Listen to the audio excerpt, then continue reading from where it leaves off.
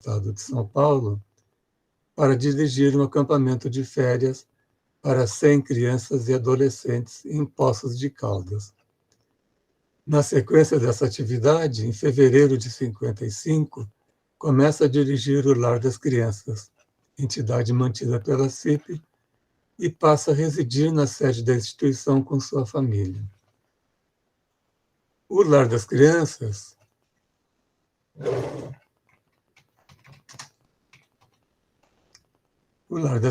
buscava amparar crianças de famílias que tinham dificuldades para acompanhar a educação de seus filhos. Como o repórter Jair Ratner, cito, as crianças que chegavam ao lar eram frágeis, sofridas e desorientadas. Portanto, a tarefa mais importante da instituição seria, cito, restaurar a confiança e a autoestima das crianças. Ou seja, criar para as crianças um ambiente o mais próximo possível ao de uma grande família. O vínculo de Henrique Ratner com o Lar das Crianças perdurou até 67, quando suas outras atividades não mais lhe deixavam livre o tempo necessário. Em 1977, Ratner publica seu primeiro livro com temática judaica, Tradição em Mudança, fruto de uma profunda e abrangente pesquisa sobre a comunidade judaica da cidade de São Paulo. A pesquisa abordou aspectos demográficos, nível socioeconômico, educação, organização comunitária, aculturação, persistência de padrões tradicionais, bem como questões identitárias. Apresentado ao Congresso Mundial de Estudos Judaicos em Jerusalém em 69, esse estudo embasou a obtenção do título de livre docente na FEFELESH, USP. Além de pressões institucionais, o autor reporta outras dificuldades enfrentadas pelo projeto de pesquisa, estas de caráter subjetivo, relativas a peculiaridades de uma comunidade familiarizada com milênios de perseguições, expulsões e exílios, e que, em parte, passara pelos dissabores da catástrofe nazista, a saber, uma certa dificuldade em oferecer respostas francas a questões relativas ao status socioeconômico, bem como receio de serem inseridas em um fichário, o que hoje se chamaria de um banco de dados, vista a, ainda que remota, possibilidade de futura implantação no Brasil de um regime que objetivasse a exclusão dos judeus. Aproveita para falar mais alto. É claro que, passado quase meio século, seria totalmente sem sentido questionar a atualidade da pesquisa e avaliar sua capacidade de prever movimentações futuras da população estudada. No entanto, merece destaque que o autor tenha percebido a existência de alguns problemas estruturais no seio da comunidade. A verificação da persistência, superação ou mesmo agravamento desses problemas talvez justificasse a realização de uma nova pesquisa com o mesmo escopo, permitindo a verificação de uma eventual trajetória de evolução de parte da comunidade. Um desses problemas é a questão das consequências de a comunidade ter passado por processos de secularização, de rompimento com tradições milenares. Cito uma citação um pouquinho longa. Os processos de secularização do pensamento e da laicização de múltiplos aspectos da vida diária, que afetam invariavelmente a todas as sociedades no caminho da modernização e industrialização, se manifestam em seus efeitos diluidores de padrões e valores tradicionais nos grupos minoritários da sociedade ampla, sobretudo quando a estes couber um papel importante nas mudanças exigidas pela modernização. Mais alto. Para uma comunidade que, durante séculos a fio, se definiu por meio de seu estilo de vida profundamente ancorado em valores religiosos, a secularização ameaça as próprias bases de coesão e solidariedade grupal. Fim da citação. Outra importante questão que impactou o pesquisador foi a do naufrágio dos valores éticos face à sensível melhoria das condições socioeconômicas que viabilizaram o acesso dos judeus à elite da sociedade de acolhimento. Cito: o sucesso econômico e a consequente aceitação dos judeus pelas camadas elitistas da sociedade adotiva levavam-nos a uma estreita identificação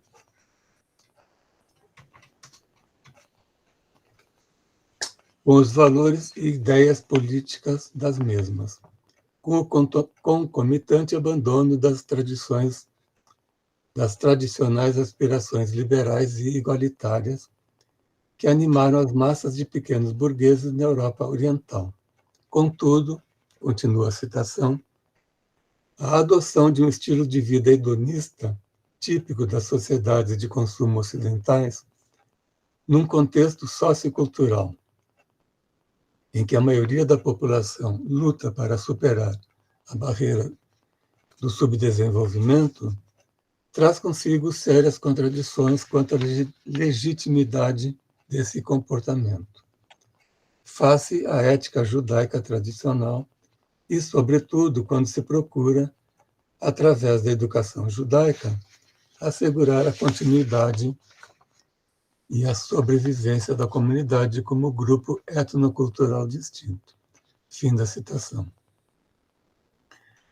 Henrique Ratner nos deixou um legado de 24 livros e 12 capítulos de livros, além de inúmeros artigos publicados em revistas acadêmicas.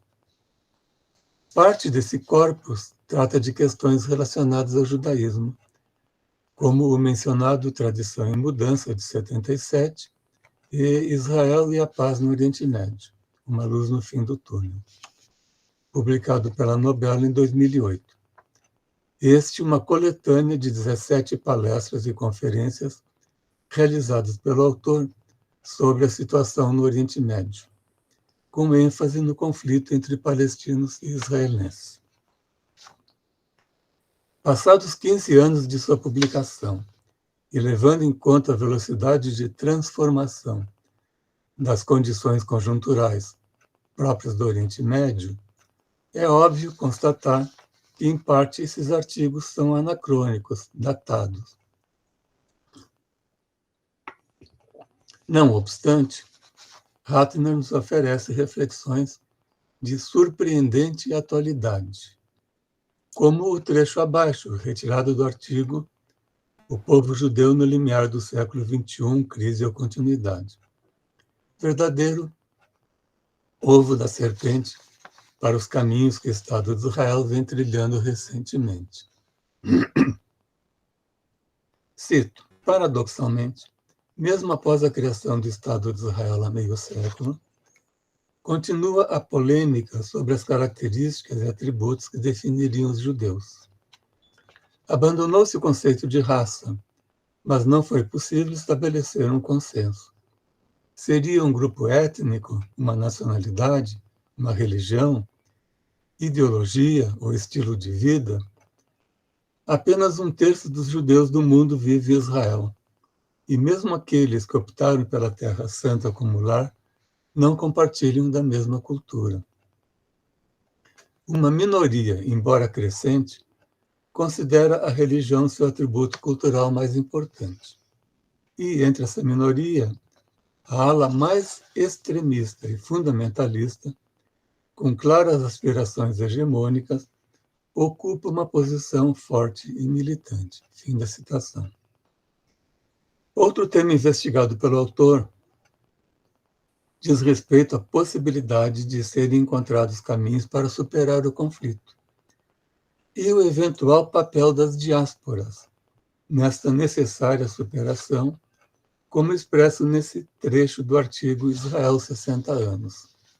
Cito: o debate sobre as políticas israelenses deve ser encorajado, a fim de mobilizar todos aqueles que concordam com a desocupação dos territórios, para que os palestinos possam construir seu próprio Estado, e assim assegurar a paz e o retorno de Israel à sua vocação de construir um porto seguro e democrático para todos os judeus do mundo. Fim de citação. Na homenagem a seu pai, Jair Ratner brinda o leitor com 3 textos de autoria do próprio Henrique, incorporados ao livro como anexos.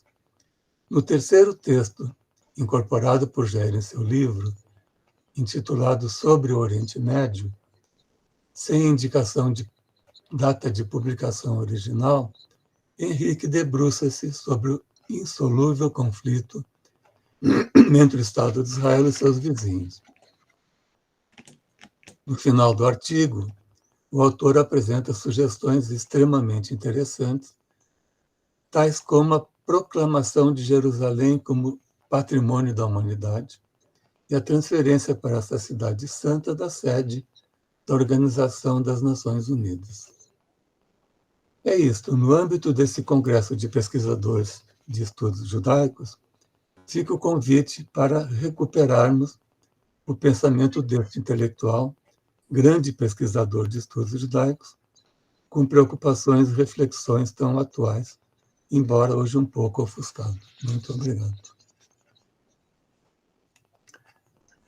Bom, passamos agora para a professora Eva Alterman Blay, que vai apresentar uma comunicação com o título de De Israelitas a Judeus, recuperando a identidade na história do Brasil, 1970 a 2020. Professora Eva.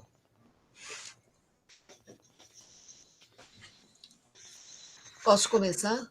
Pode. Bom dia, muito obrigada pelo convite, pelo espaço.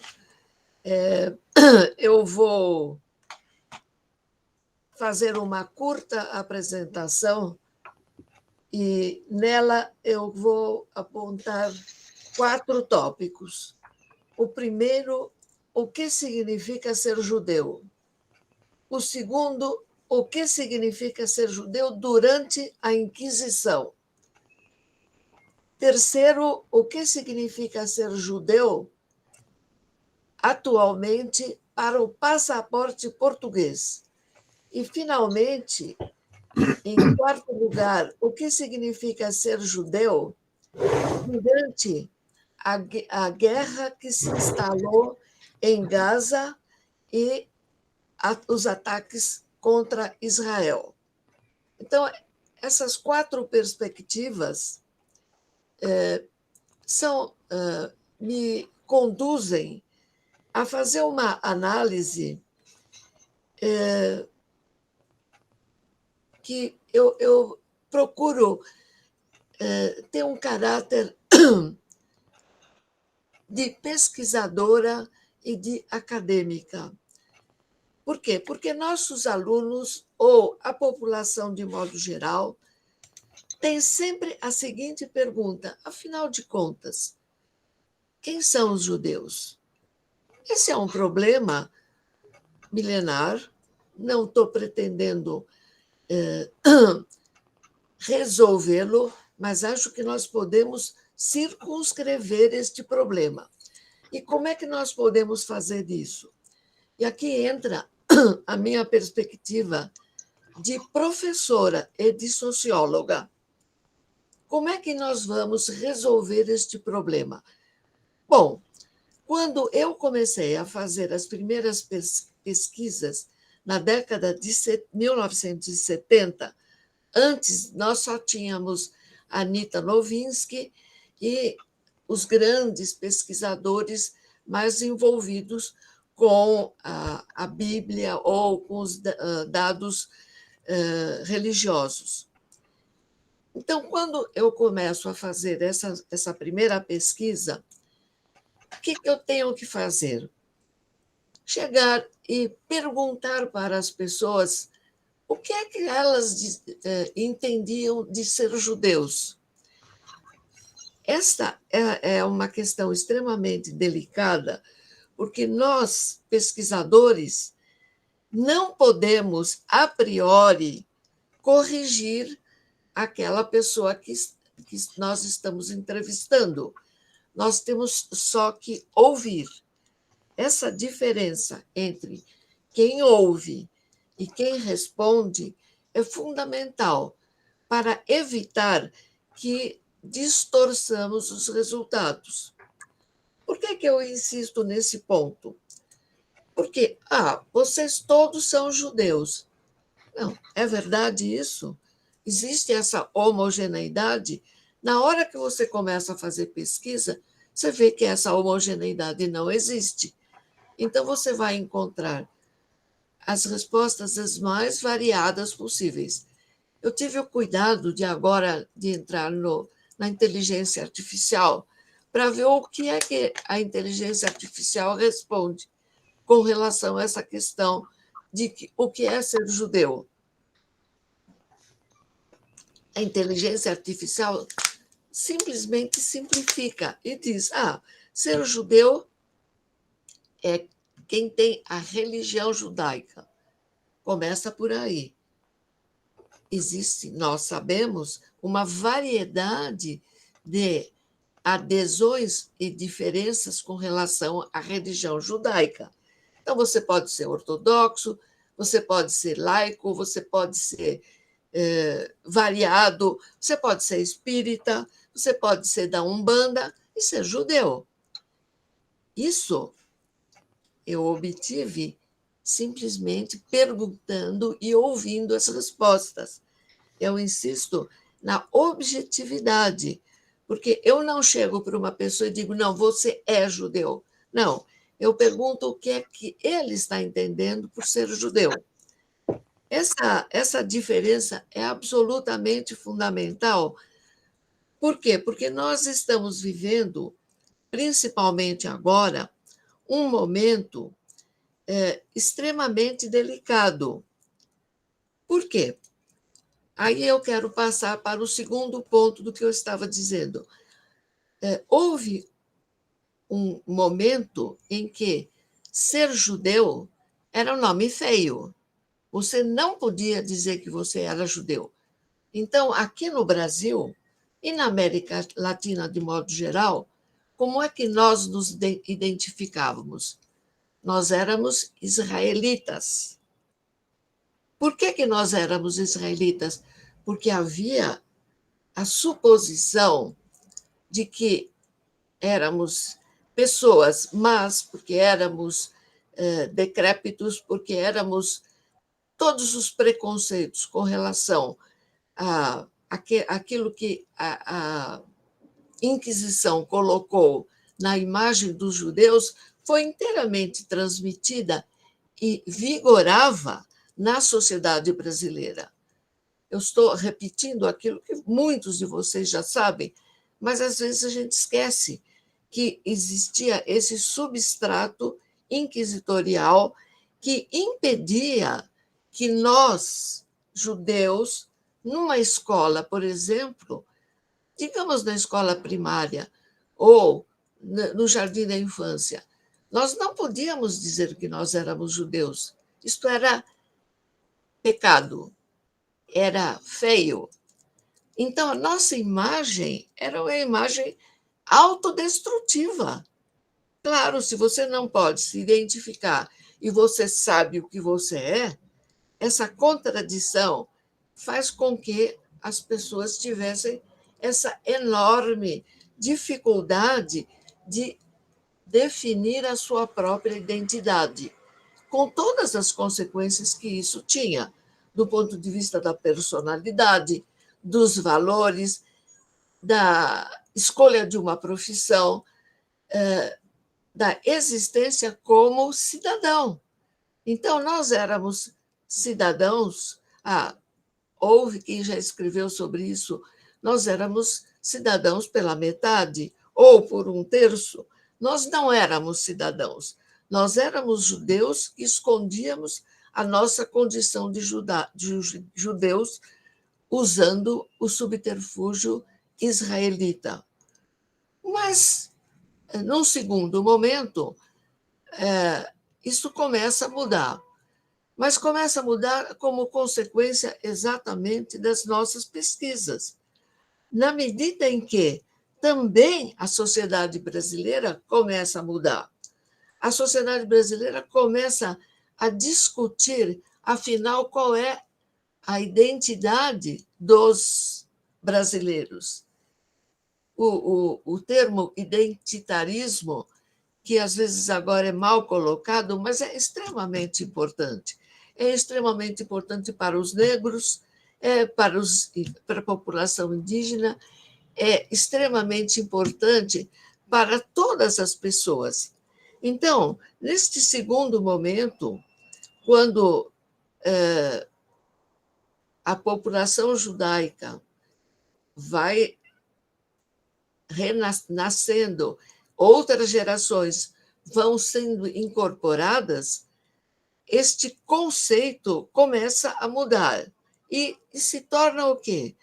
Bom, de repente, passou a ser extremamente útil você ser de origem portuguesa.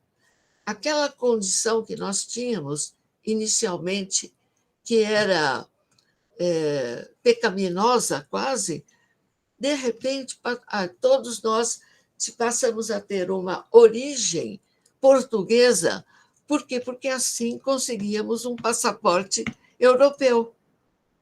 Então, vejam, aparentemente há uma mudança, mas essa é uma mudança fundamental. Por quê? Porque nós passamos, de repente, de ser indivíduos que não tínhamos uma cidadania clara a ter uma dupla cidadania.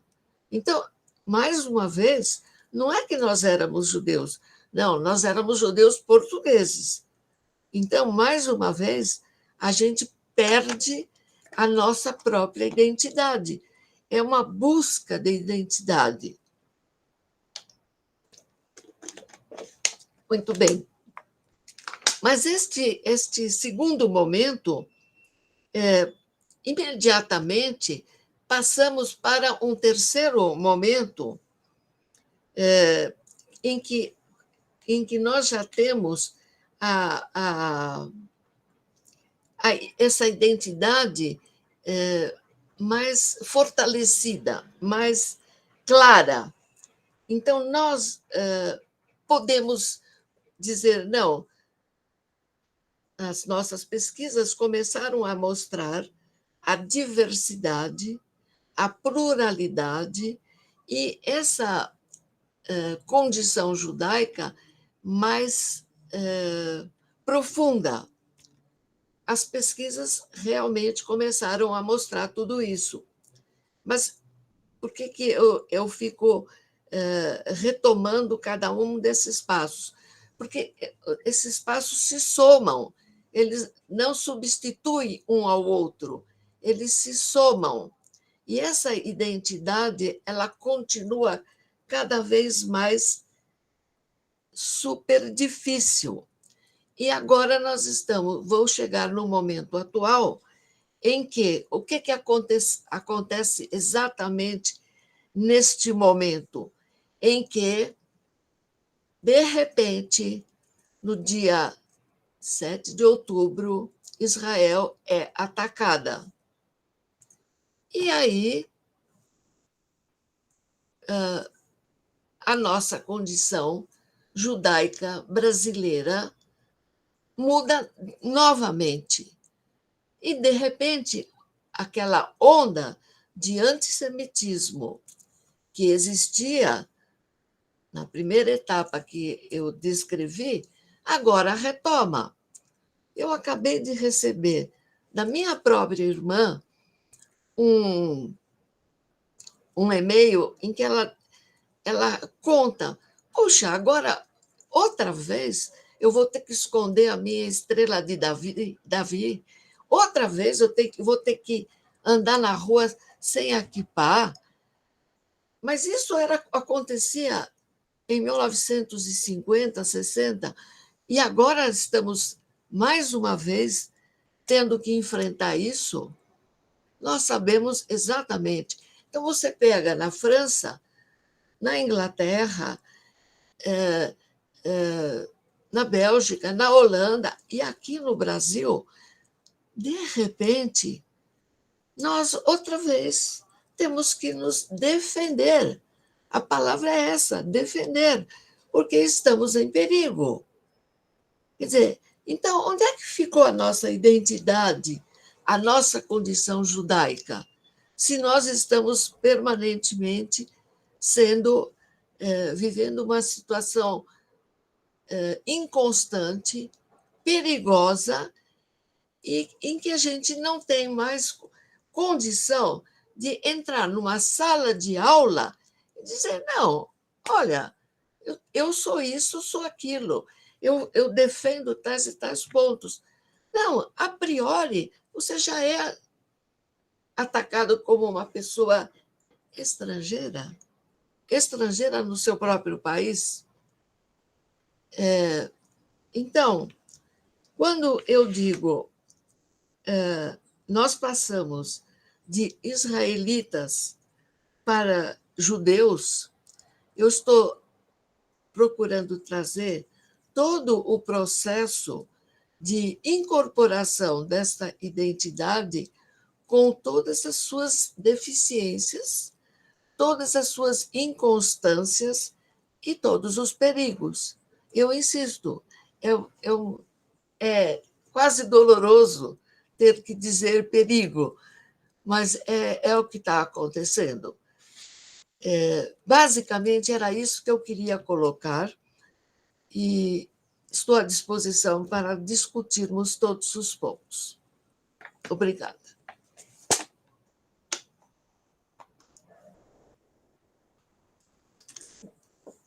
Som, não tem som, Saul?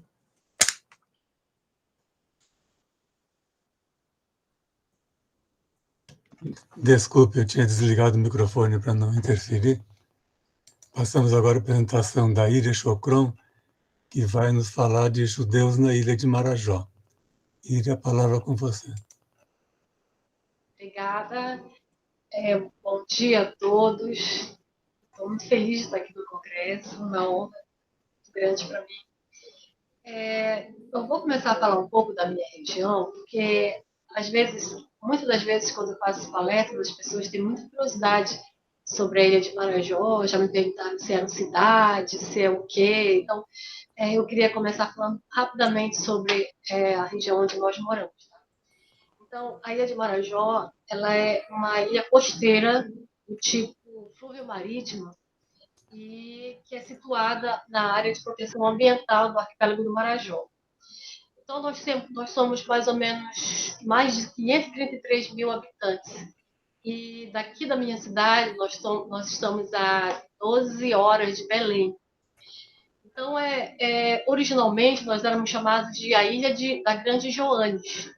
E, claro, nós tínhamos os povos originais que viviam de caça, de pesca, fabricavam potes, vasos, esse estilo ficou conhecido, como muita gente conhece, como a cultura marajoara, né?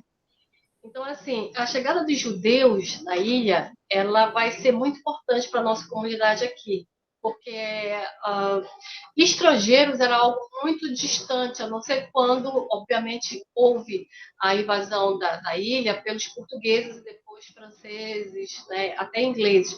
Mas depois disso, a ilha ficou um pouco assim parada nesse sentido de termos só os habitantes locais e alguns portugueses.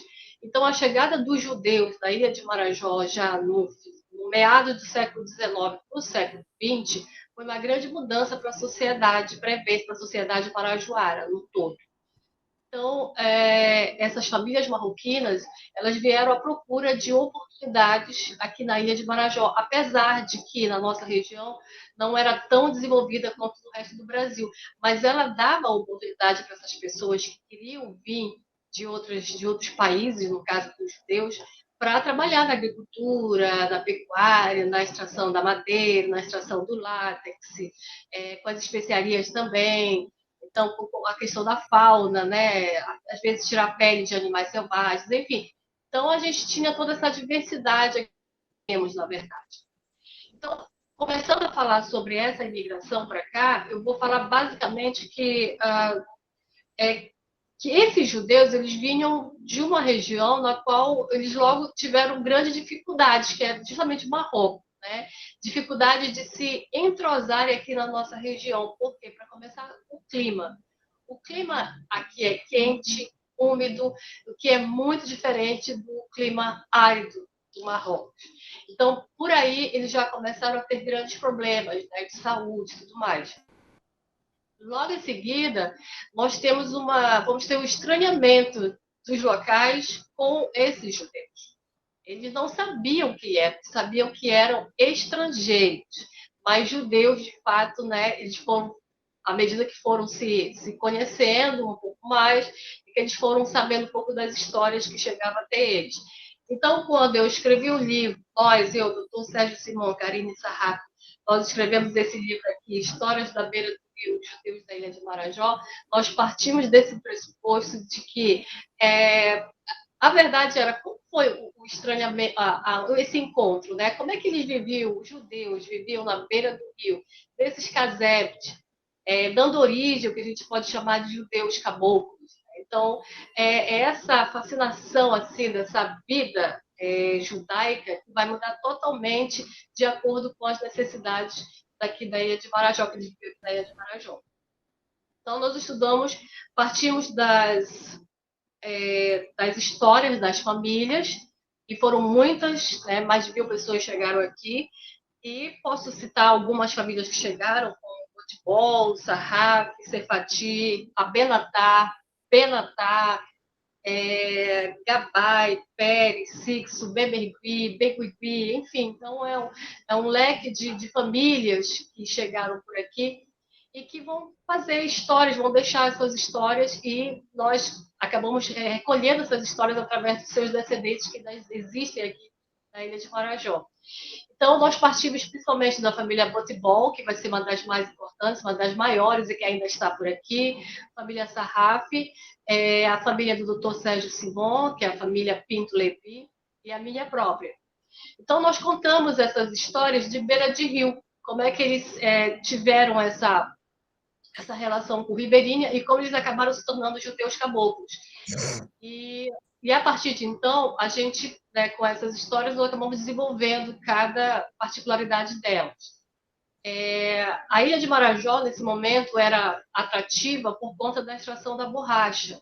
Claro que nós acabamos encontrando algumas, nas nossas pesquisas, acabamos encontrando sepulturas de 1808, por exemplo. Uma época que ainda não se visualizava tanto assim a extração da borracha. Mas, sem dúvida nenhuma, o momento mais importante foi com a economia da borracha, com o ciclo da borracha. Quando eles chegaram aqui, não vou dizer que todos os judeus marroquinos se tornavam seringanistas. Não. Eles se entrosavam no sentido mais comercial da coisa, né? Muitos judeus se tornavam regatões, que eram aqueles comerciantes fluviais que adentravam os rios, os furos da região. Aqui na minha cidade nós temos o Furo de Breves, nós temos a Calhas, né? Nós temos Igarapés.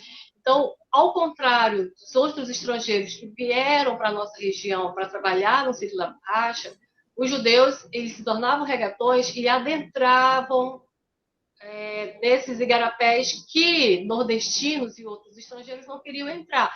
Então, eles eram desbravadores nesse sentido. Adentravam esses rios e iam fundando vilas. Muitos desses judeus eles não ficavam nas cidades, como Afuá, não ficavam em Breves, não ficavam em Portela, não ficavam nas cidades que nós citamos no livro. Eles adentravam, formavam como regatões e formavam vilas. Então, essas vilas são chamadas de Doce Laranjal, Jacarezinho, Jaburu, Tajapuru, que hoje são nomes que para vocês podem parecer estranhos, mas para cá, para o habitante marajoara, é assim impressionante como que eles, agora descobrindo a história, perceberam que foram os judeus que fundaram essas vilas com nomes indígenas, né?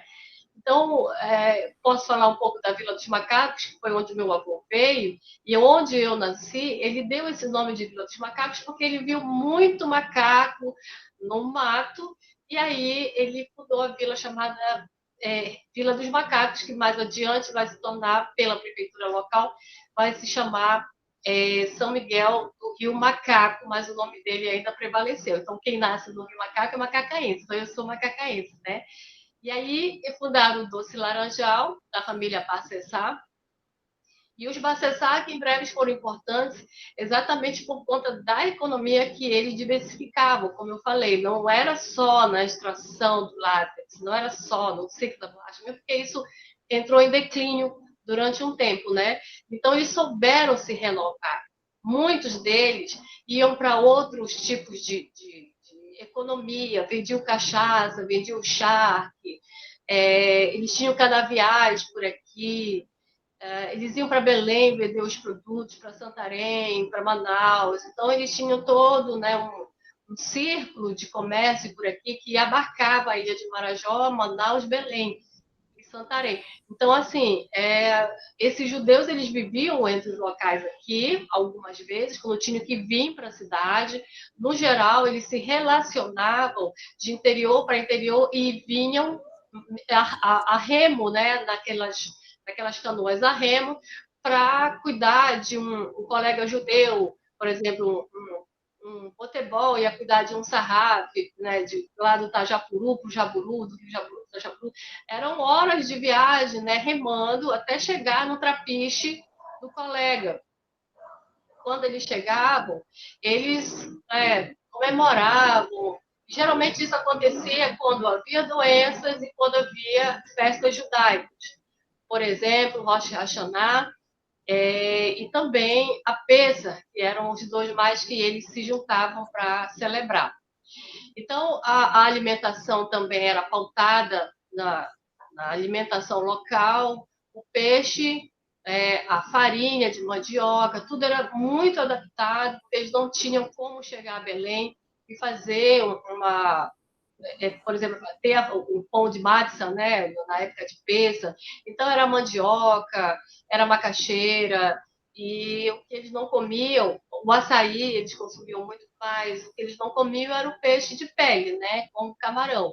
E isso dava algum estranhamento na população. Por que eles não comem peixe de pele? O que está acontecendo? Mas, porque o judeu não come peixe de pele porque é remoso, né? O remoso vai fazer mal para você. Então, assim, tem todas essas histórias que ainda pululam na nossa comunidade. Eu conversei, por exemplo, com um senhor de 90 anos que foi empregado do seu Jacó Gabay, que é um comerciante foi um comerciante muito importante do século XIX para XX aqui na minha cidade de Breves. Ele foi um dos homens mais ricos da cidade, um dos homens mais influentes, e ele tinha muitos empregados. As vilas que ele tinha eram imensas, eram quase uma mini cidade. Então, esse senhor que eu revistei disse, olha, o senhor Gabay, ele era um dos... Nós sabíamos que era judeu, nós conhecemos a cultura dele, mas não sabíamos muita coisa. Hoje nós conhecemos a cultura judaica, a religião, porque nós lemos, mas na época que eu trabalhava com ele, eu tinha 17 anos, eu não sabia o que era um judeu. Então, quando chegava sexta-feira, o seu Jacó fechava tudo e não sabíamos por quê, já que sexta-feira ainda para nós é um dia de trabalho. E ele se fechava e não falava mais conosco. Então, nós achávamos que ele era de lua, que ele estava com algum problema, toda sexta-feira tinha algum problema pessoal e tudo. Então, assim, aí eu tive que explicar para ele, não, era o ciclo Shabbat, era o período do Shabbat, que eles ficam mais restritos, né? Então, assim, o seu Gabay, nós estamos ainda em pesquisa, eu e minha colega Karine Sarraf, sobre os Gabay, porque ele é um mito, eu posso dizer para vocês, Jacó Gabay, não se sabe como ele morreu. Algumas pessoas, conversei com outro senhor e disse que o seu Jacó Gabay foi sequestrado por piratas marajoaras e o que restou dele foi só a dentadura. E a gente acha essa história mirabolante, mas a gente está atrás de fatos realmente se aconteceu, né? E falar, acho que estou em 5 minutos, rapidamente, Moisés Bacessá, outra figura muito importante aqui, foi um grande comerciante que, como a professora Eva Blay falou, sobre o antissemitismo aqui da nossa região, o antissemitismo que a gente percebeu na pesquisa, ela foi muito pautada na religiosidade. Se você não é cristão católico aqui para os Marajoaras, então você é ateu. E aí eles não entendiam exatamente como se compunha a religião judaica, aí havia toda essa perseguição em Sexta-feira Santa, né, em Semana Santa do catolicismo. E os padres da época incitavam a malhar judeus, tanto na minha cidade como em Gurupá e outras regiões do Marajó. E o Moisés Barcessá não foi diferente. Por volta de 1942, com a Segunda Guerra Mundial, ele foi perseguido por navios alemães. Ele não sabia que estava vendendo madeira para alemães. Então, quando o navio percebeu que a madeira vinha de um judeu, eles jogaram fora a madeira no rio e não quiseram saber, né? Então, o seu Moisés Barcessá ficou bem intrigado depois que ele foi saber que o navio era alemão e ele ficou bem triste. Então, assim, são situações que realmente a gente coloca no livro, nós contamos essas histórias de Beira Rio, que esses judeus marroquinos aqui da ilha de Marajó passaram, né? Eu acho que já acabou meus minutos, eu tinha algumas coisas, mas tudo bem. Quero agradecer, muito obrigada a todos vocês, estou à disposição de vocês também para outros pontos, esclarecer mais coisas. Muito obrigada. Obrigado, Íria. Vamos ter agora o Fabrício, Portugal, que vai apresentar Mortalha é igual para todos, os sepultamentos judaicos na aurora da capital mineira, 1897-1937. Tudo bem? Vocês conseguem me ouvir? Estão ouvindo, né? Tranquilamente, né? Bom dia, meu nome é Fabrício, eu sou historiador aqui formado pela PUC Minas, agora eu sou mestrando em Ciências Sociais, também pela PUC. Estou estudando agora os meninos do Abonindró, né, aqui de Belo Horizonte, né? Então, ainda estou no processo de coleta de dados, e esse trabalho que eu estou apresentando aqui agora, ele é fruto da minha monografia de graduação em História. Eu hoje, atualmente, também sou pesquisador do Instituto Histórico Israelita Mineiro, comecei lá como estagiário, foi assim que eu consegui encontrar o tema. Até aviso que se vocês tiverem depois interesse, eu preparei algumas imagens, e aí eu posso enviar para vocês para poder até mesmo visualizar um pouco das coisas que eu vou falar aqui bem rapidamente. Então, também dividi a apresentação em 3 partes. A primeira parte é falar um pouco do cenário de Belo Horizonte nesse período. Depois, falar um pouco da comunidade judaica de Belo Horizonte nessas primeiras décadas do século XX. E, por último, sobre os sepultamentos no cemitério do Bonfim e, posteriormente, no cemitério israelita. Basicamente, né, Belo Horizonte foi uma cidade planejada, ela é planejada no final da década de 1890, para substituir Ouro Preto como antiga capital, né, a ideia de planejar uma cidade com uma estrutura positivista, que refletisse os ideais republicanos, tudo mais, que fosse mais ordenada, né, em contrapartida a uma cidade de Ouro Preto, que é uma cidade barroca, colonial, que, né, era muito acidentada, com ruas muito estreitas. Então, a ideia era trazer para essa região esse ideal de urbanismo europeu, também um pouco estadunidense, para poder modernizar um Estado que as elites viam como atrasado no final do século XIX. E, né, a questão da imigração foi uma questão muito importante, né, nesse período da cidade.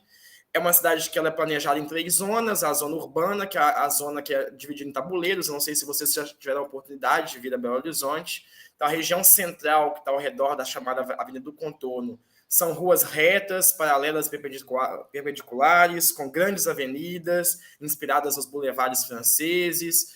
Nesse período que eu estou tratando aqui, a arquitetura francesa era o padrão.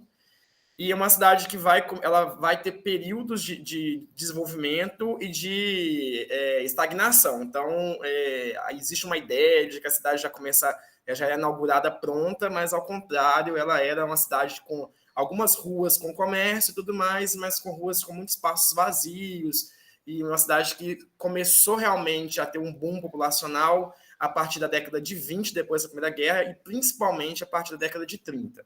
Nesse período, que é muito interessante aqui, quando a gente está analisando a comunidade judaica de Belo Horizonte, Você tem um grupo, né, que vem com a cidade. O primeiro judeu que a gente tem notícia, registro, é o senhor Arthur Haas, que ele vai chegar. Alguns documentos falam em 1894, outros falam em 1896, e ele vem basicamente junto com a comissão construtora, que ele vai abrir uma loja chamada A Construtora, ainda quando era o Arraial aqui, antes se chamava Arraial do Curral del Rei, depois virou Arraial do Belo Horizonte, mas ainda nesse período, ainda com as casas coloniais, com aquela estrutura ainda de um vilarejo, ele vai abrir essa loja.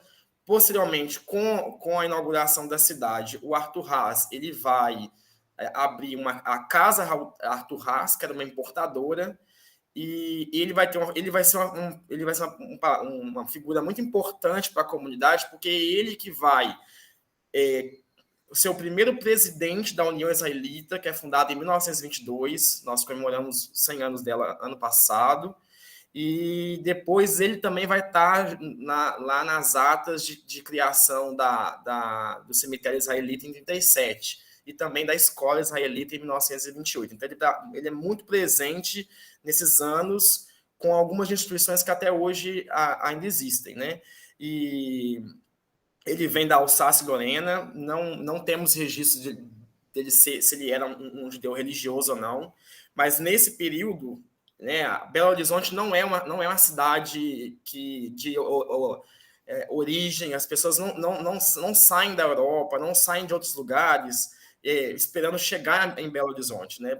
Os judeus chegavam no Rio de Janeiro, chegavam em Santos, chegavam em outros portos, e quando eles começavam a transitar pelo território nacional, aí alguns ficaram em Belo Horizonte.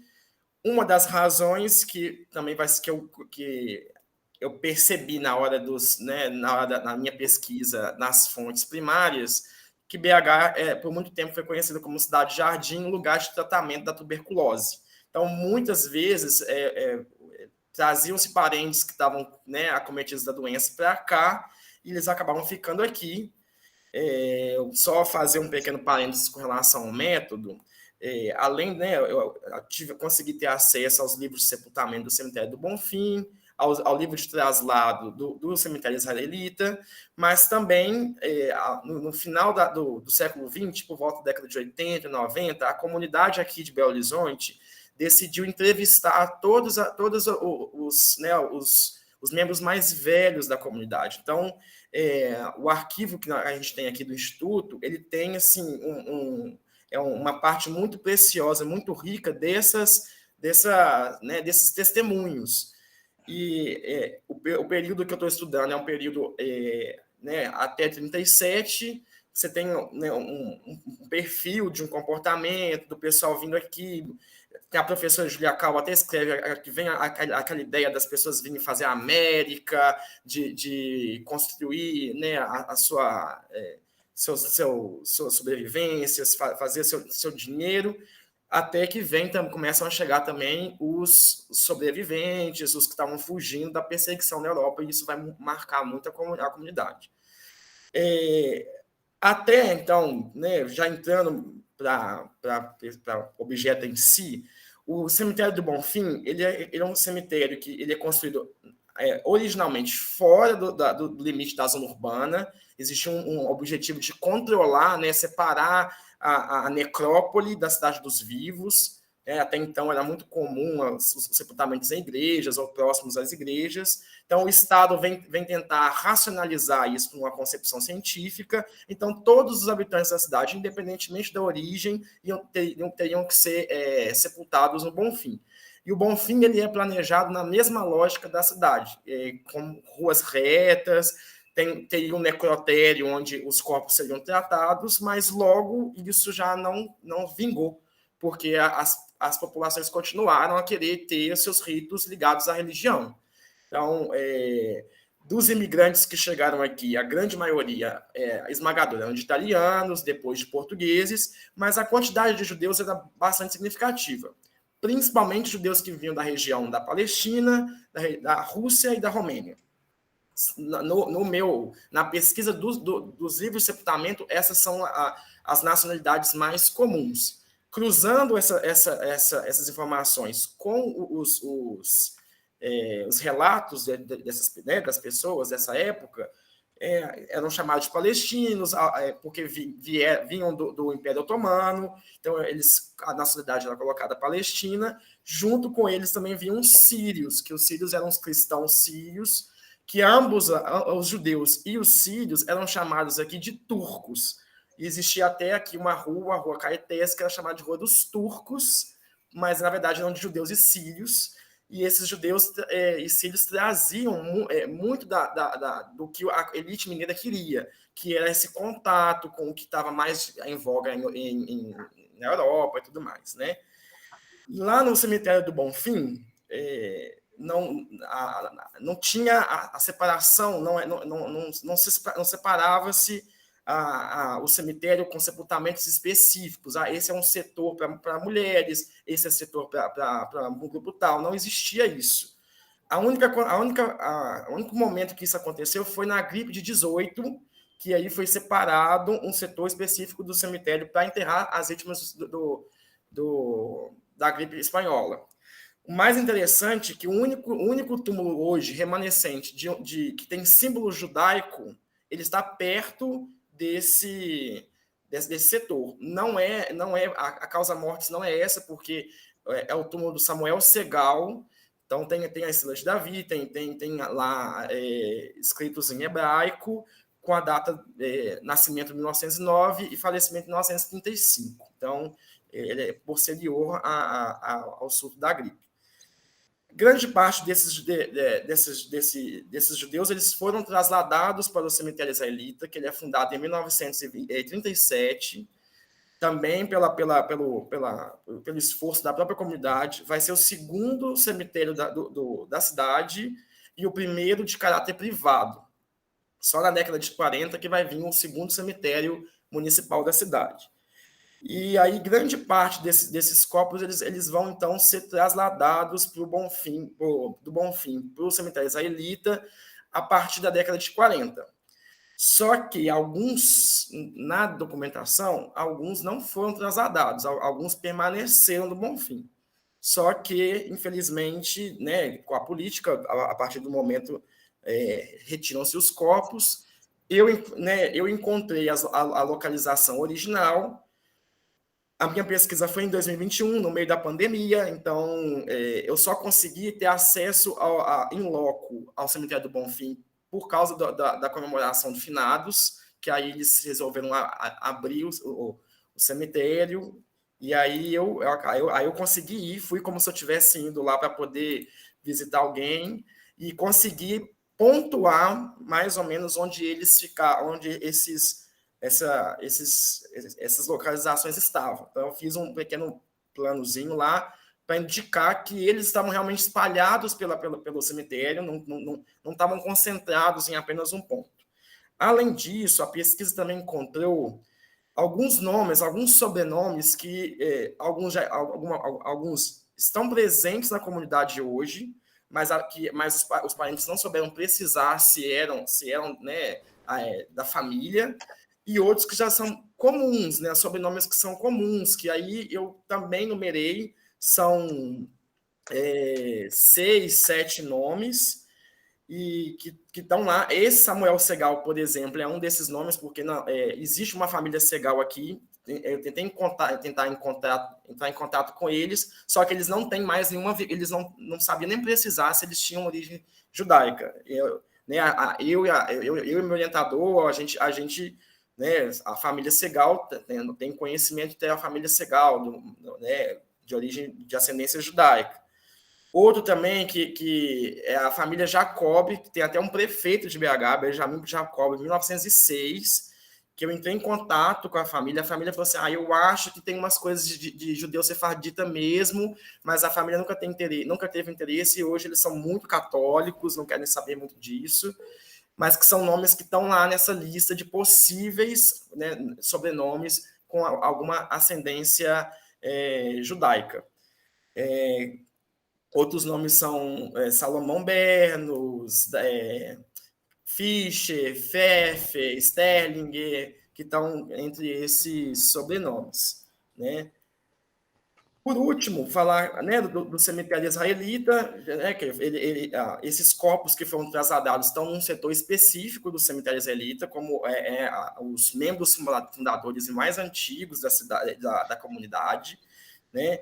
Hoje ele é o único cemitério judaico de BH, que é mantido pela comunidade e tudo mais. Também tive a oportunidade de ir durante esse período da pesquisa. Alguns nomes desses membros fundadores, eles permanecem um pouco desconhecidos. Tem até um caso, só para não vou delongar muito, mas um caso muito, muito interessante que a gente encontrou, que era um judeu da Romênia, Davi Deutsche, que a causa-mortes dele não foi colocada, simplesmente que o corpo foi encontrado no Teatro Municipal da cidade. Né? Então, assim, não se sabe, não tem ninguém mais com esse sobrenome aqui. Então, ninguém sabe dizer quem foi essa pessoa. E toda vez que a gente fala desse nome, todo mundo fala assim, a gente tem que descobrir de onde essa pessoa veio. Né? Por último, para poder encerrar, é muito interessante esse passado judaico de Belo Horizonte. É pouco conhecido do cidadão de Belo Horizonte, né, em geral. Geralmente, porque BH nunca foi uma cidade que separou-se em bairros, né, bairro dos italianos, bairro dos judeus, bairro dos espanhóis, não se separou a cidade dessa forma, mas que tem muitos símbolos judaicos espalhados pela cidade. Então, se você for um observador atento, você vai perceber. Né? E o cemitério israelita, esse processo que a gente vê nas primeiras décadas, criação da União Israelita, da Escola Israelita, do cemitério israelita, é uma prova, né? É um meio de ver como que esses judeus vieram para ficar. No início, quando eles chegavam aqui, existia um certo desânimo, a cidade vazia, muita coisa, né, assim, não era o que eles estavam esperando. Mas, aos poucos, eles foram construindo as suas instituições e marcando a sua presença na cidade. Muito bem. Obrigado, Fabrício. Agora nós vamos ter, então, com o professor Renato Atias, a apresentação A Imprensa Judaica de Livorno e a Formação do Judaísmo Marroquino na Amazônia. Renato, com você. Obrigado, Saúl. Para mim é um prazer imenso estar aqui junto com a querida Eva, também está junto aqui. Não sei, eu perguntaria se daria para fazer o compartilhamento de tela para mostrar algumas imagens. É possível, Arthur? Eu preciso verificar aqui, professor. Mas se o senhor quiser me mandar também, se o senhor mandar para o Tiago, ele me passa, eu consigo passar aqui. Mas tenta, né? Tenta compartilhar a tela, ver se funciona. Vamos ver se funciona.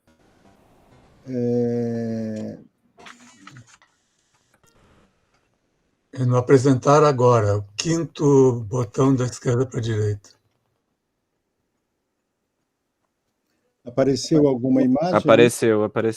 Que ótimo, então deu certo. Bom, pelo tempo, o texto é bem um pouco grande, talvez. Eu vou tentar fazer uma apresentação um pouco mais resumida, e isso talvez eu cumpra exatamente o tempo que me foi alocado. E muito obrigado por ter aceito essa apresentação nesse momento. Esse mapa que nós estamos olhando aí é o mapa que mostra mais ou menos a saída, ou os lugares principais onde os judeus expulsos, tanto de Portugal, em 1496, e 1492, do que nós chamamos hoje de Espanha. Portugal é a mais antiga fronteira que existe na Europa, e naquela época a Espanha não existia como existe hoje.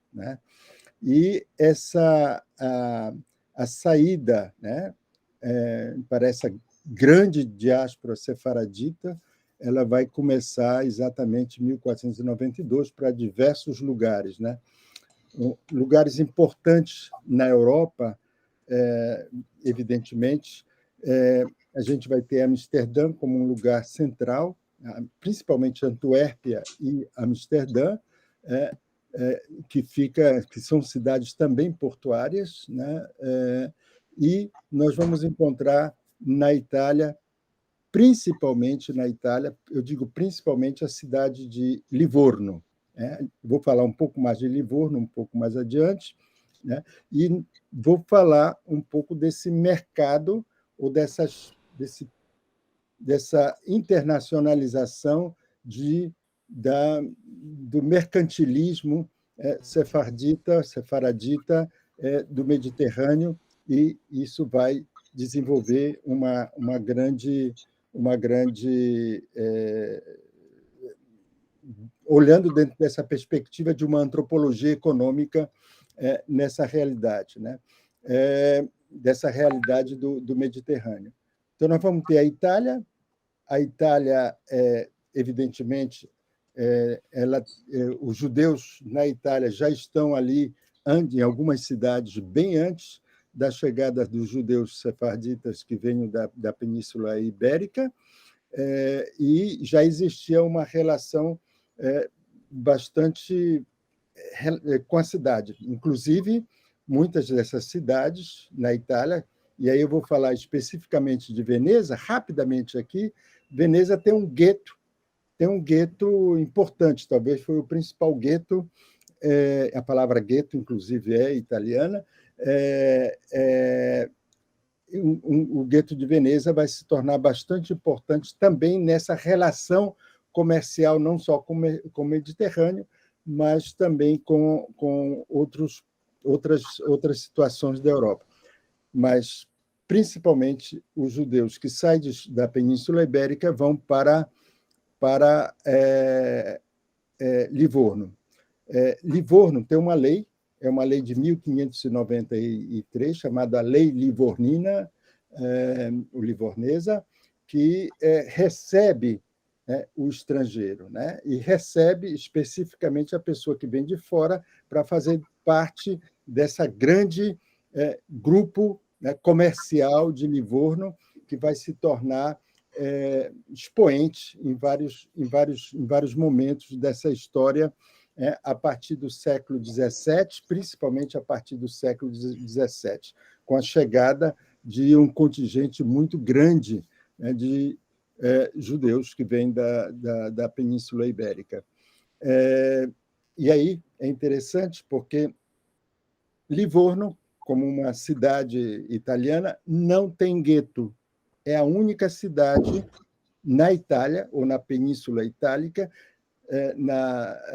onde vai estar várias cidades, como falei anteriormente, de Veneza, o gueto de Veneza. Livorno não vai ter esse gueto. Então, os judeus estão realmente aí em Livorno, participando das atividades bastante relacionadas ao porto.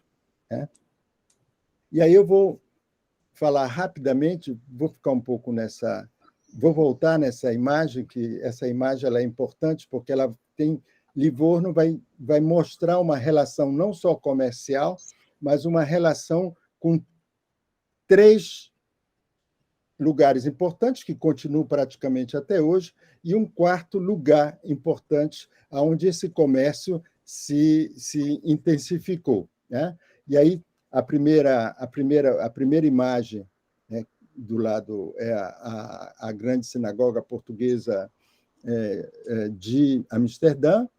A outra do lado é a sinagoga de Livorno, que não existe mais, foi destruída durante a guerra. A sinagoga Bevis Mark de Londres e a sinagoga do Recife, a Kahal Zu Israel. Vai existir uma relação entre esses 3 lugares importantes que continuam até hoje, inclusive com a Kahal Zu, e vai formar um quarto espaço, que é Recife, e aí são as principais relações comerciais, né, que vão existir num processo de internacionalização das diversas famílias de judeus que se interiorizam na Europa e que o Mediterrâneo e o Atlântico Norte vai fazer fundamentalmente parte, né? Essas 4 sinagogas elas são construídas mais ou menos na mesma data, né? A mais antiga é a sinagoga de Recife, depois vem a sinagoga de Amsterdã. Inclusive, a sinagoga de Amsterdã foi construída logo após o rabino de Aboab da Fonseca assumir, né, o rabinato central lá em Amsterdã, e ele vai colocar as primeiras pedras na sinagoga de Amsterdã e logo depois a sinagoga da Bevesmark, que é essa sinagoga que está aqui ao lado, né? Eu coloquei essas sinagogas exatamente porque nós estamos falando aqui de judaísmo, certo? De judaísmo e a formação e a institucionalização de um judaísmo que é o judaísmo hispano-português e que, para nós, na Amazônia, vai ser fundamental a imprensa de Livorno. E aí eu vou entrar rapidamente falando da imprensa de Livorno, e eu acho que muitos de vocês, né, conhecem a produção gráfica de Livorno, que foi intensa.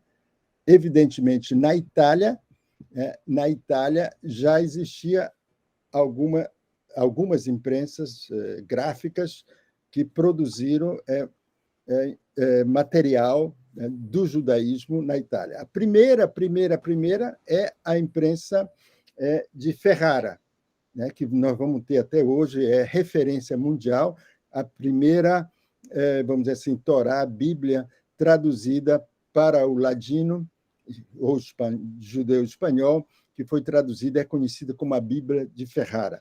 Mas, em seguida, nós vamos ter diversos lugares onde vamos ter uma imprensa judaica, né? Mas a de Livorno ela foi a principal, e ela servia não só a Londres, servia, de uma certa forma, serviu até 1943, antes da guerra, serviu à comunidade judaica de Belém. Nós vamos encontrar as 3 principais sinagogas em Belém, utilizando-se dessa produção, dos sidurim, dos textos da Torá. Essas imagens que eu coloco aqui são imagens que eu herdei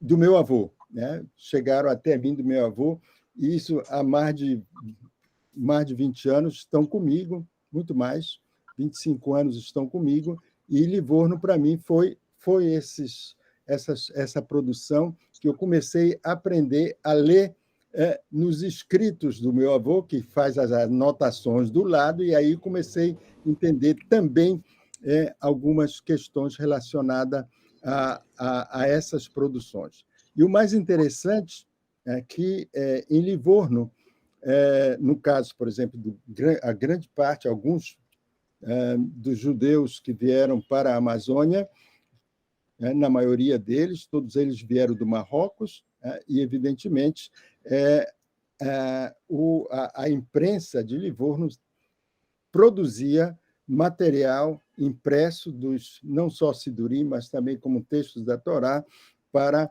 as comunidades, tanto na Tunísia como também no Marrocos. Então, isso é um fato dessa imprensa ter desenvolvido, né, grande parte desses livros que foram utilizados na formação. Evidentemente, pensando, por exemplo, aqui em Alenquer, eu sou de Alenquer junto com a minha família de Alenquer, e em Alenquer os judeus se reuniam geralmente na casa de uma pessoa, nesse caso aqui na casa de Dona Esther Alves, e os livros que se tinha lá são os livros vindos de Livorno. Quando eu comecei a fazer essa pesquisa alguns anos atrás, eu entrei em contato com vários colegas, vários amigos judeus da Amazônia, e, na maioria deles, todos ainda guardam esses livros, né? Só uma conversa que eu tive há uns anos atrás com o Yuda Ben-Gigi, nós conversamos e começamos a ver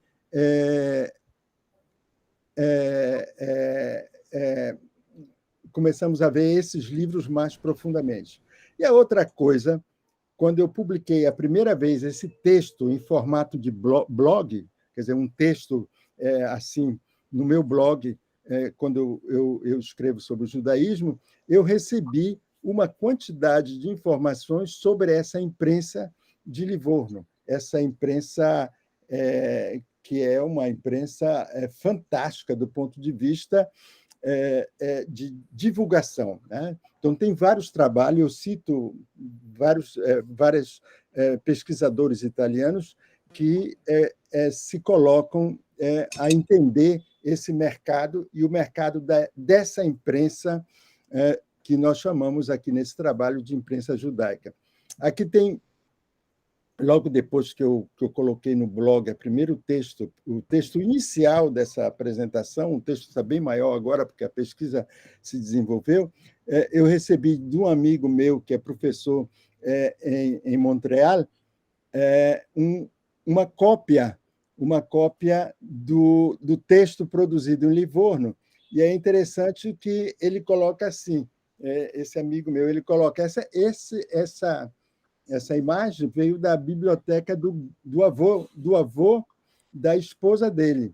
Então, foram publicações de Livorno que chegaram também em Bagdá, porque a família dele vai para Montreal, vindo de Bagdá. E aí ele coloca um exemplo bonito, né, dessa penetração da imprensa de Livorno, né? E, ainda bem rapidamente, assim, não vou desenvolver mais, porque não vai dar tempo, essa imprensa de Livorno ela produziu alguns livros, né? Alguns livros que são livros escritos com os caracteres hebraicos, mas, na realidade, é uma outra língua que também é falada no Marrocos. Na Amazônia, nós temos essas duas línguas, temos a raquetia, que é o judeu-espanhol, mas também existiu, principalmente em alguns lugares do Baixo Amazonas, nós vamos encontrar vários judeus que falavam entre eles o judeu-árabe, né? Que é uma língua. E aí, eu vou rapidamente mostrar... não sei se eu coloco nesse texto, eu acho que não, mas esse livro que eu tenho aqui, ele está escrito em caracteres árabes, mas, na realidade, ele é um livro que foi reimpresso de Livorno, e aqui está exatamente a marca, né, da imprensa de Livorno, que está aqui. Então, em Israel, se reimprimiu um livro, recentemente, que foi impresso ainda no século XIX, escrito em hebraico, mas que, na realidade, é em judeu-árabe, né? Como nós falamos na Amazônia e também em Paris, onde eu morei muitos anos, a gente escuta essa arbia, né? Que é uma fala em judeu-árabe, principalmente dos marroquinos. A outra, e aí a gente vai se colocando dentro dessa formação, do judaísmo hispano-português, mas também a manutenção e a preservação do judaísmo marroquino amazônico se dá justamente pela possibilidade e a penetração dessa imprensa de Livorno com esses livros que a gente acabou de mostrar. Mas Livorno, como centro comercial, e Livorno, como principalmente de um mercantilismo, que a gente podia dizer, de um mercantilismo sefardita, né, será extremamente importante, né? Nesse texto, eu vou falar de algumas pessoas que são importantes nesse processo, né, de não só da presença marroquina em Livorno, mas também nessa divulgação dos escritos impressos em Livorno, né? E uma figura importantíssima, né, que passa muitos anos em Livorno é o rabino conhecido mundialmente como Or HaHaim, Haim Abenatar, né, que sai do Marrocos, principalmente ele sai da cidade de Salé, vai para Livorno, estabelece uma yeshivá em Livorno, depois ele decide que ele tem que ir para Jerusalém. Então, ele chega em Jerusalém, em 1700 e alguma coisa, e estabelece também a sua yeshivá, também lá em Jerusalém. Eu estou colocando aí o túmulo, que é super e muito visitado, que fica nas encostas do Monte das Oliveiras, em Jerusalém, onde ele se encontra, né? E aí a produção, não só de Livorno, sobre a mística desse rabino, que é conhecida mundialmente, e só foi recentemente traduzido pela editora Mayanot, faz uns 2 anos, os 4 principais volumes de comentários da Torá que é feito por esse rabino. E esse texto ele vai chegar, de uma certa forma, também na Amazônia, sobretudo porque se trata de um personagem importante na mística e na religiosidade dos judeus marroquinos que estão na Amazônia, né? E Livorno é parte desse processo, né, de divulgação dos escritos do rabino Haim Abenatar. A outra pessoa importante que sai de Livorno, que vai para... Professor, com licença, se o senhor pudesse ir encaminhando, que a gente já está nos minutos finais para conseguir fazer as perguntas. Ok, tá, obrigado.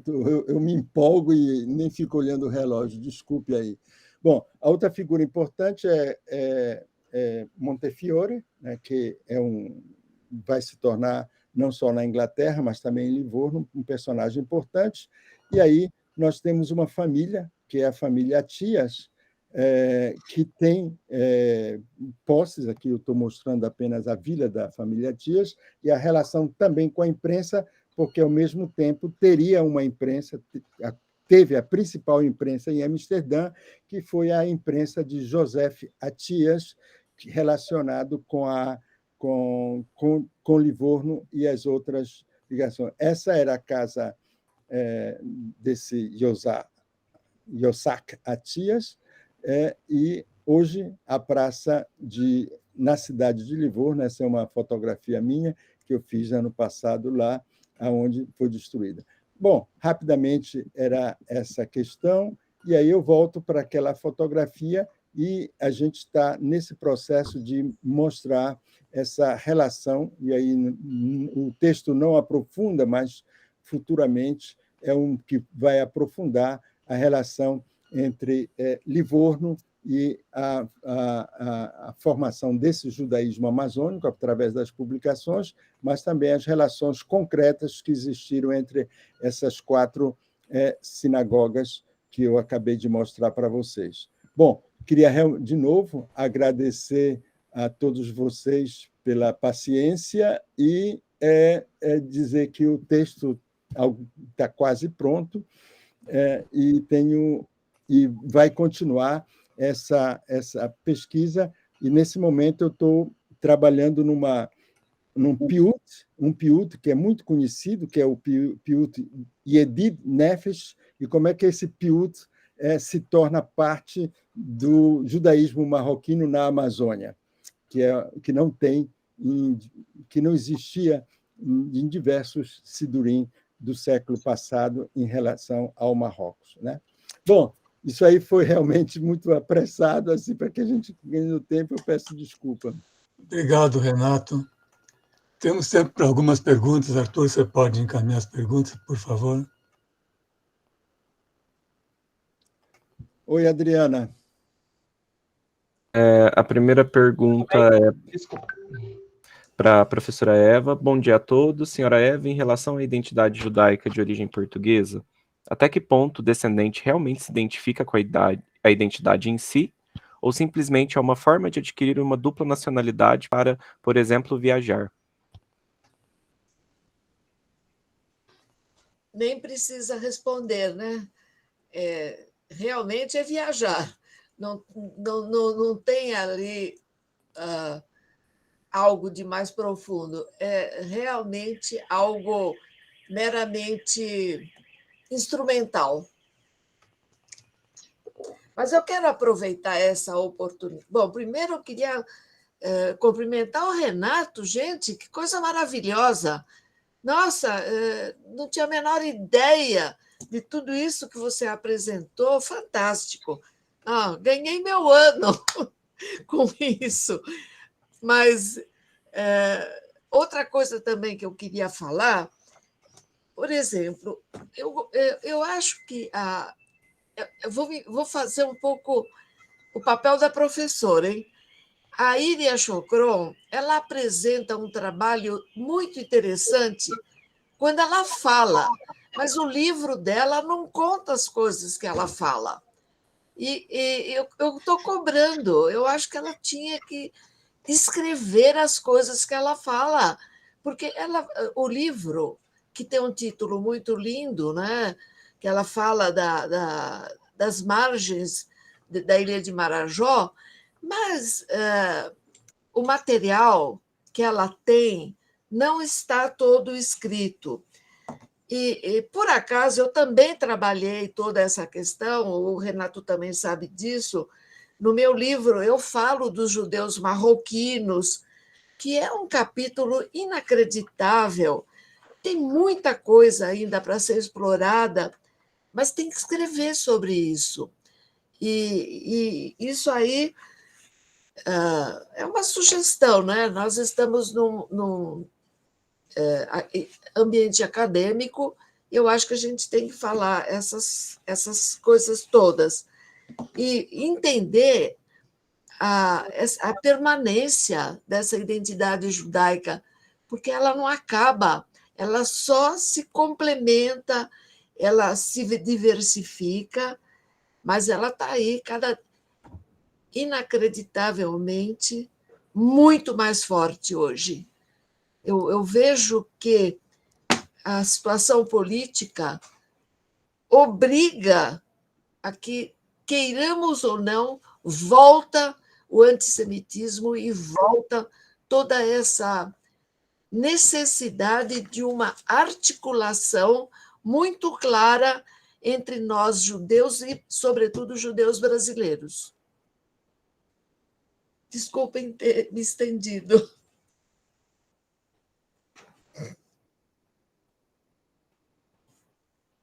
Iria, se você quiser manifestar agora. A Iria queria falar alguma coisa. Professora Eva, quando eu fechei o livro, apareceram histórias. Eu tive uma dificuldade tremenda com pessoas que não queriam falar, mesmo os descendentes não queriam falar. E aí, então, o meu livro ele foi quase, eu diria, incompleto para tantas histórias que tem aqui na Ilha de Marajó. Então, quando o livro saiu, as pessoas viram o livro e resolveram abrir-se, né? Começar a falar de fato. Então, a gente está colhendo essas histórias agora, que é para uma segunda edição. Estou esperando. Arthur, você Parabéns. pode continuar com as perguntas? Posso, professor? É uma pergunta da Adriana, se ela quiser fazer, ou se ela quiser, eu leio também. Bom, tudo bem. Obrigada pela oportunidade. Na verdade, assim como a professora Eva, eu achei fantástico, óbvio, né? É um assunto que muito me interessa por vários motivos. E aí fiquei bem curiosa com essa comparação das sinagogas, e aí queria saber um pouco se o meu entendimento está correto de que o rabino Isaac Abu da Fonseca, ele chegou depois, né? Que ele foi contratado, alguma coisa assim, depois que a sinagoga em Recife já estava formada, alguma coisa assim, né? Posso responder? Então, rapidamente, sim, ele chegou em 1636, mas a sinagoga já estaria sido colocada desde a primeira presença judaica. A Kahal, né, vai se montar nesse momento ali. E aí eu queria rapidamente fazer um parênteses bem pequeno para entender um pouco o papel da Kahal Zu Israel, que, na realidade, a Kahal Zu Israel, como sinagoga, não foi vamos dizer assim, como todo mundo fala, a primeira das Américas, né? Porque já existiu, né, uma quantidade imensa, não sabemos quantas, mas de esnogas em lugares escondidos. Então, não foi a primeira, já existia. Agora, ela foi a primeira sinagoga pública, porque a Companhia das Índias Ocidentais permitiu que houvesse um judaísmo público, judeus público, nesse pedaço da cidade do Recife, né? Havia uma outra sinagoga que se tornou também pública, que é a Magen David, que ficava do outro lado do rio, na ilha de Santo Antônio. Então, havia essas sinagogas. E aí nós vamos perceber o quê? A gente vai perceber, olhando dentro dessa perspectiva dos judeus presentes, nós vamos perceber que a Companhia das Índias Ocidentais, na realidade, era uma companhia, né, que tinha grande parte dos seus acionistas judeus sefaraditas portugueses. Esses portugueses espanhóis da Península que foram para Amsterdã, na realidade, eles chegaram aqui no Recife, né, também no sentido da internacionalização, e vieram por causa do açúcar, da internacionalização do açúcar. Evidentemente, vinculado também com Livorno, em todo sentido, porque esse comércio, havia essa liberdade do comércio, né, pelos granduques de Livorno. Então, isso aconteceu de uma maneira assim bastante, né, e até a expulsão ditas dos holandeses, mas, na realidade, também era a expulsão dos judeus, né?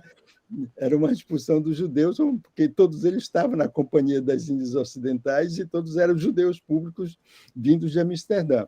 Quando o rabino Abu Abda Fonseca volta e também o Razan, que veio junto com ele, voltam para Amsterdã, ele vai assumir o rabinato lá na sinagoga, que não existia como ela existe hoje, com a sinagoga portuguesa de Amsterdã. A sinagoga portuguesa de Amsterdã vai ser construída depois que ele sai daqui. Quer dizer, a primeira pedra, depois que ele sai daqui, assume lá e ele continua esse trabalho. Ao mesmo tempo, está sendo construída a sinagoga de Livorno.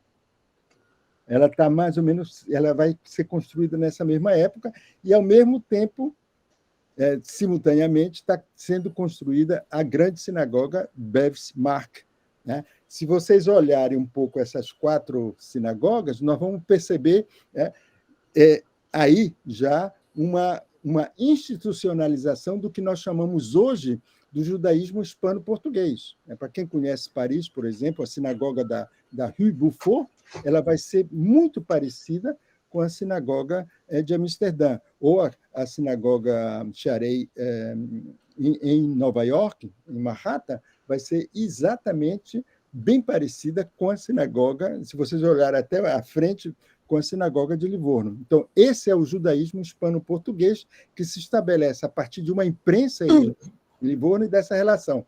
Mas essa rapidamente, viu, Adriana, esse material, que é um material escrito fabuloso, que a gente está descobrindo em alguns momentos. Arthur, mais alguma pergunta? Não, professor.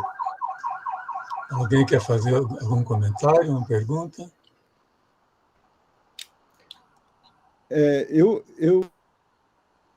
Diga, Renato. Bem rapidamente, né? Esses livros de Livorno, a gente encontra na mão das pessoas, porque os que estavam, por exemplo, dentro das sinagogas, ou foram colocados como não usados, né? Então, essa coletânea de livros de Livorno que eu estou fazendo é em contato com os netos daqueles judeus que vieram do Marrocos. Então, a gente vai, por exemplo, recentemente, lá em São Paulo, quando a gente se encontrou, eu conversei com o rabino El Mescani, Moisés El Mescani, e ele disse, olha, eu estou com esses livros em casa, eu tenho. Né? Então, são livros que estão presentes na vida cotidiana das pessoas que estão nas suas casas, né? Como o próprio o Dr. Isaac Dahan, por exemplo, ele me mostrou vários outros, né? vários outros livros, e me mostrou, por exemplo, coisas fantásticas, né? Que toda a parte do Pessa, né?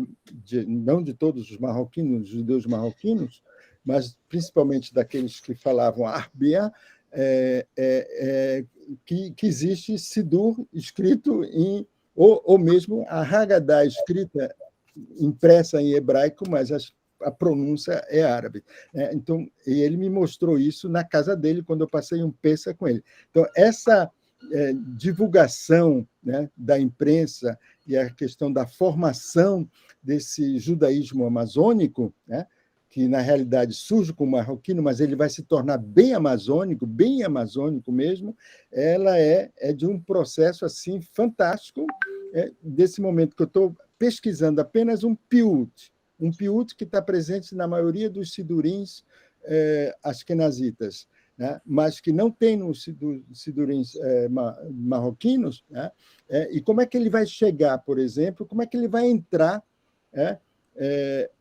ele vai entrar no Sidur em Manaus. Quer dizer, a coletânea organizada pelo Moisés El-Mescani e Davi Salgado não tem. Esse piut não aparece, né?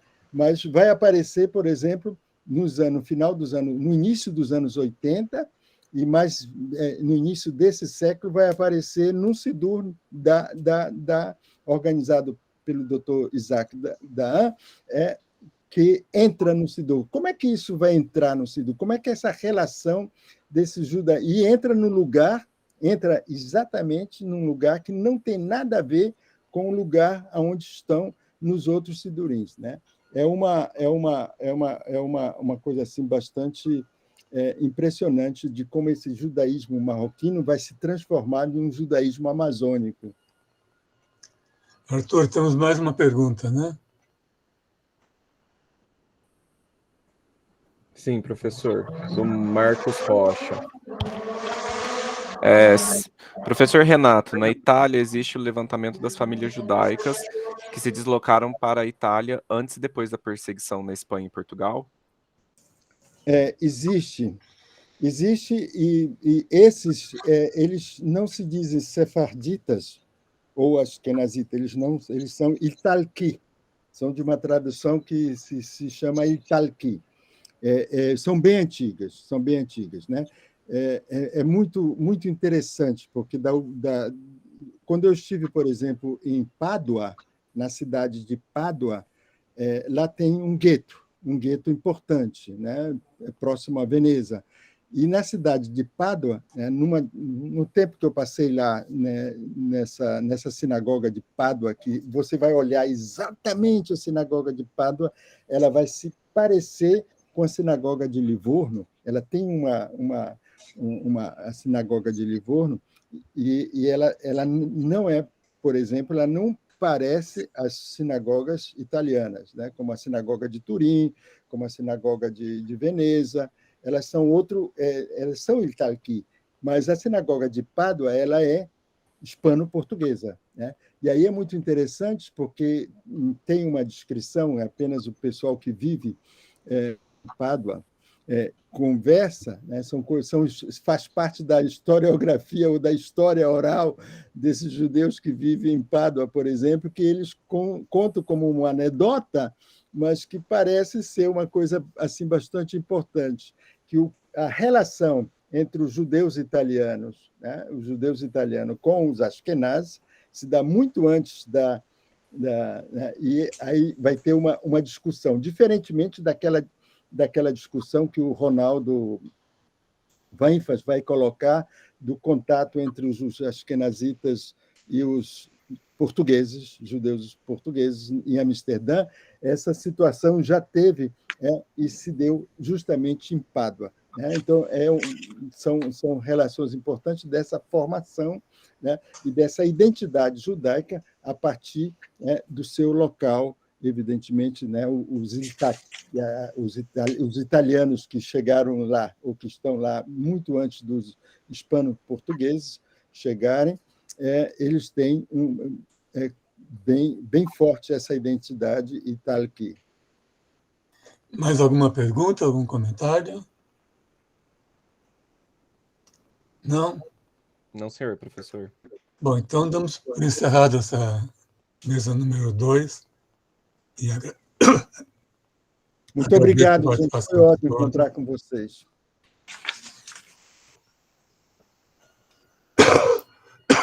Igualmente, gente, muito obrigado. Bom dia a todos.